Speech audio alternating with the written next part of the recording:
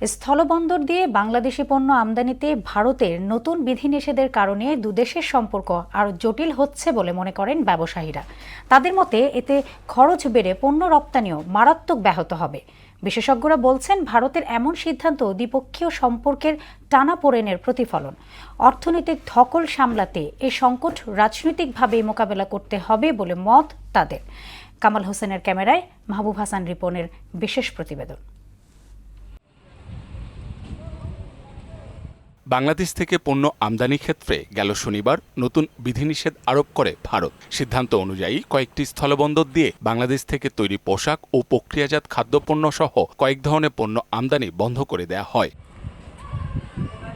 নতুন নিষেধাজ্ঞায় অন্যান্য পণ্যের মতো পোশাক রপ্তানি ব্যাপকভাবে ক্ষতিগ্রস্ত হবে বলে মনে করেন খাত সংশ্লিষ্টরা। তাদের মতে এই সিদ্ধান্তের ফলে ভারতে বাংলাদেশি পণ্যের রপ্তানি আরও জটিল ও বাধাগ্রস্ত হবে। দিনকে দিন ইন্ডিয়া বাংলাদেশের প্রতি নির্ভরশীল হওয়া শুরু হয়েছিল, স্পেশালি জ্যাকেটস রিলেটেড প্রোডাক্টগুলো, যেটা তারা এক্সপার্ট না, তারা আমাদেরকে অর্ডার প্লেস করছিল।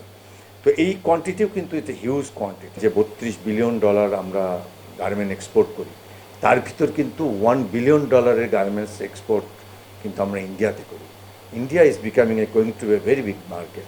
এসব পণ্য রপ্তানির জন্য বাংলাদেশের ব্যবসায়ীরাও কলকাতা ও বোম্বাই সমুদ্রবন্দর ব্যবহার করতে পারবেন। সেক্ষেত্রে বন্দর ব্যবহারে রপ্তানি প্রতিযোগিতার সক্ষমতা কমিয়ে দেবে বলেও মনে করেন তিনি। এখন যদি এই বন্দর ব্যবহার করা হয় এবং যে প্রক্রিয়া এবং যে আমলাতান্ত্রিক জটিলতা এবং আমাদের বন্দরের যে সক্ষমতার জায়গাটা, যেটা এখনও গড়ে ওঠেনি শক্তিশালীভাবে, কিন্তু আমরা এখন সারা বিশ্বের second exporter in RMG sector, এই যে সক্ষমতা গড়ে ওঠার যে স্বপ্নটা আমরা দেখছি, সেখানে কিন্তু একটা ধাক্কা লাগবে। পাল্টাপাল্টি নিষেধাজ্ঞার কারণে দুদেশের অর্থনীতিতে নেতিবাচক প্রভাব পড়বে উল্লেখ করে বিশেষজ্ঞরা বলছেন, নিষেধাজ্ঞার বিষয়টি যতটা না অর্থনৈতিক, তার চেয়েও বেশি রাজনৈতিক। প্রাথমিক হিসেবে প্রায় $700 মিলিয়ন নেগেটিভ ইম্প্যাক্ট বাংলাদেশের ট্রেডের উপরে, যেটা বাংলাদেশ ভারত ট্রেডের প্রায় 42%।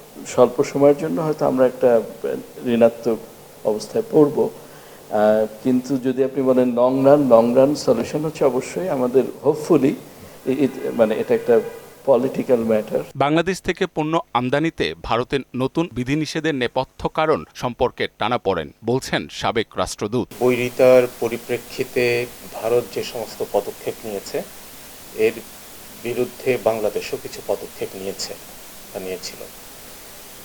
এখন সর্বশেষ ভারত যেটা নিল, সেটা বাংলাদেশের একটা পদক্ষেপেরই আপনার পাল্টা পদক্ষেপ। বাণিজ্য যুদ্ধ তখন তো ধরে নিতে পারেন যে 2 4, মানে 4 গুণ ক্ষতি হবে আর কি। সর্বশেষ ভারত যে পদক্ষেপটা নিয়েছে, এতে বাংলাদেশ যথেষ্ট পরিমাণ বাণিজ্য ক্ষতির সম্মুখীন হবে, এবং এই ক্ষতি সহজে বাংলাদেশ পুষিয়ে যাবে বা পোষায় নিতে পারবে সেরকম মনে হয় না। নতুন নিষেধাজ্ঞার বিষয়ে বাণিজ্য উপদেষ্টার মন্তব্যের সমালোচনা করে তিনি বলেন, উদ্ভূত সংকট কূটনৈতিক ও রাজনৈতিকভাবেই মোকাবেলা করতে হবে। বাণিজ্য উপদেষ্টা মহোদয় বা সংশ্লিষ্ট সকলের উচিত ছিল ওই মুহূর্ত থেকেই এর উপরে সক্রিয় হওয়া, যে কিভাবে এটাকে মিনিমাইজ করা যায়। মাহবুব হাসান রিপন, মোহনা সংবাদ, ঢাকা। এবং প্রয়োজন হলে নেগোশিয়েট করে বাংলাদেশ